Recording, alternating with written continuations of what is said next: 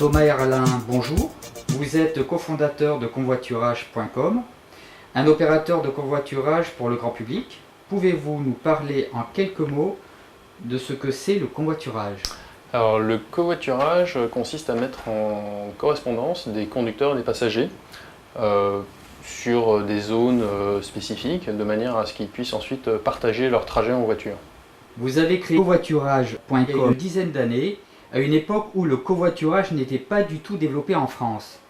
Qu'est-ce qui vous a donné l'idée de lancer ce nouveau service? Et deuxième question, avez-vous créé covoiturage.com tout seul ou à plusieurs? Alors l'idée m'est venue en fait non pas en France mais lorsque j'étais en Allemagne. Là-bas donc le covoiturage est très développé, à peu près 10 fois plus qu'en France. Et également c'était une époque en 93-94 où Internet commençait à vraiment se développer. Donc le but a été de mélanger ces deux réseaux, donc à la fois réseau des covoitureurs et des internautes, et de créer un nouveau service. Et donc lorsque je suis revenu en France, j'ai tout de suite créé ce site sur la France et sur d'autres pays européens, puisque j'ai immédiatement en fait créé donc covoiturage.com, mitfahren.com en Allemagne, carpooling.com en Angleterre et autostop.com en Espagne et en Italie. Lorsque j'ai créé le site, j'étais seul au départ, mais assez rapidement, nous sommes mis à 4 pour exploiter le site et le faire progresser en termes d'ergonomie, de visibilité sur Internet et de praticité pour les utilisateurs du site. Quelle est la nature exacte de votre offre? Alors, covoiturage.com fournit 3 types de solutions pour 3 différents types de clients. Donc pour le grand public, il y a le site web qui permet gratuitement à n'importe qui de venir s'inscrire, de consulter des annonces et de déposer des annonces. Il y a également pour le grand public un numéro de téléphone avec des opérateurs humains qui répondront pour fournir des informations sur les trajets qui sont déjà déposés sur Internet. Donc c'est un service qui est surfacturé, mais au moins on a une vraie prestation humaine derrière. Il y a donc un service pour les collectivités locales, donc qui vise à fournir une rubrique de covoiturage pour les collectivités locales. Et enfin, donc, par exemple, c'est ce qu'on a fait avec l'agglomération de Rouen.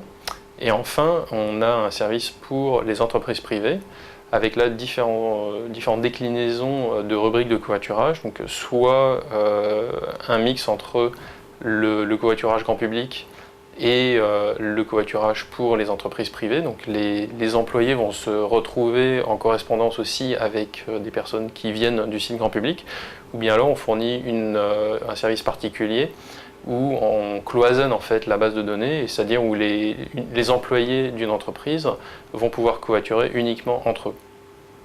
Combien d'utilisateurs réguliers avez-vous par mois? Deuxième question, observez-vous une augmentation régulière au niveau des utilisateurs de votre plateforme? D'accord.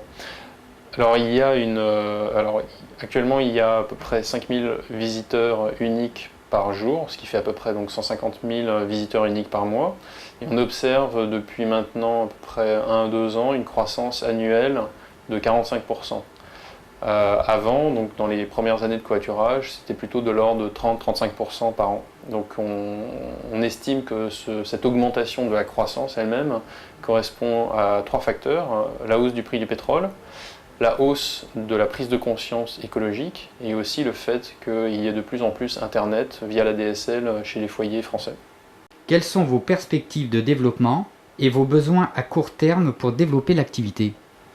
Les perspectives de développement sont surtout dans le domaine géographique, c'est-à-dire qu'on va augmenter l'étendue d'utilisation de covoiturage.com, donc en allant surtout vers d'autres pays. Donc là, les grands axes de développement, ça va être le Canada et l'Inde, donc 2 pays anglophones essentiellement.